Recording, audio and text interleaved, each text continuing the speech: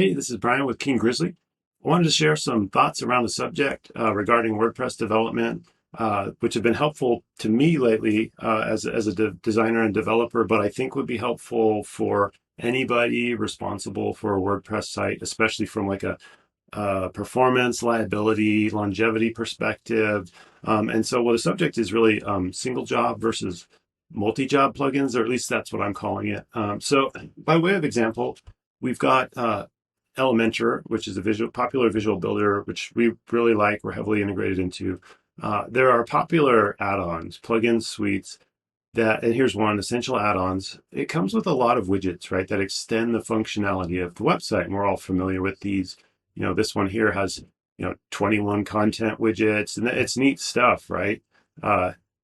Advanced tabs, tooltips, off-canvas display, and there's more. Dynamic information, dynamic content display, post carousels. It goes on, and there's others, right, like Croco Block or the Jet plugins. 150 widgets, an animated flipbox, section particles. So we've seen these, and they allow people to build really advanced functionality, including custom post types, dynamic content display, filtering, without really knowing any coding, and saves a lot of time and cost.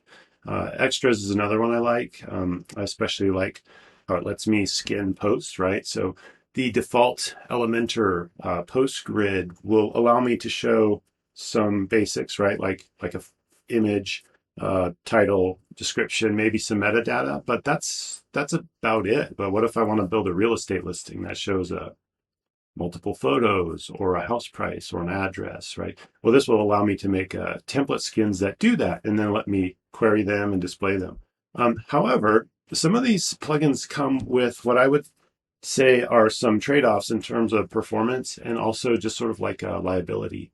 And I use them, right? So these are neat plugins. But I did want to show these single job plugins. So here's one I found recently. It has kind of a peculiar name, Dudister. Might be based on someone's last name, but it's really neat. And it has 90,000 installs, I believe. I believe it's well supported. And what it does is it allows someone to scan a post. It actually uses the default Elementor post grid, but you can use custom skins, pull in advanced custom fields, and so on. Now, this doesn't necessarily indicate anything, but I had written down some numbers, and so Elementor extras and files, plugin files installed on a site, it's 5 megabytes, and then Jet, the Jet engine core is 7.4 megs. Jet Elements is over 8 megabytes. Blocks is 5 megabytes. Whereas like a plugin like this, the base plugin's 509 kilobytes and the Pro is 63 kilobytes. Or here's another one, Dynamic Conditions. This looks scary because it's a GitHub page, but actually it's a nice plugin. It seems popular. It is what 135 kilobytes, and so it allows you to hide or show content dynamically on a page, and actually inside of Elementor, it's quite easy to use. It's part of the graphic interface. Now these have one job, and what I like about that is if I just have one plugin that is responsible for my dynamic conditions, if I have a site that starts having trouble with dynamic conditions, it makes troubleshooting easier because I have that one job that plugin is responsible for. So I can go and try to mitigate that by replacing it or fixing it. It makes it easier to debug. Whereas if I'm heavily integrated and I've got, say I'm using 30 widgets from this, if one of them has an issue or causes the site to have a serious problem, it's going to be very hard to troubleshoot.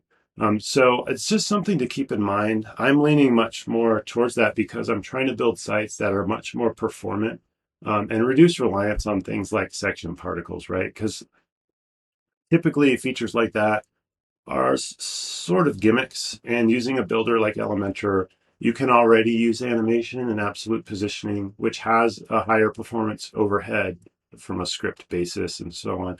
So adding things like that, I think the trade-offs are starting to become quite negative for some of these.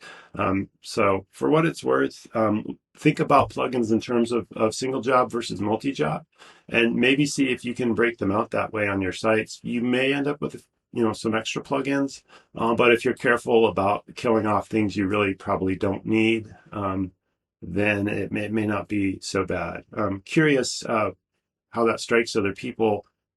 Yeah, anyway, if you found this to be helpful, we're trying to put together some more YouTube content around WordPress and Elementor, and please consider subscribing. I hope you have a good day.